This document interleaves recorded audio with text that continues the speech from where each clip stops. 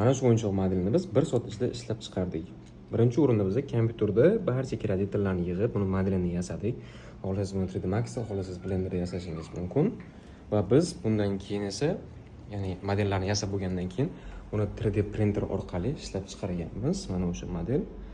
3D printer orqali buni barcha detallari chiqaradi va biz buni o'sha detallarni yig'ib, kesib, barcha detallarni bir-biriga ulagan holda mana shunday ko'rinishga keltiramiz. Buni yasagandan keyin buni qayerga sotsa bo'ladi? Hop, Turbosquid saytida mana shunga o'xshagan mashina modellari $262 hop, bu yerda $589, $941 narx qo'yilgan mana shunga o'xshagan mashinalar.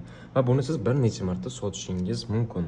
3D modeling bozorida eng katta qismi, ya'ni zakazlar eng katta qismi ayniqsa ishlab chiqarish uchun bo'ladi.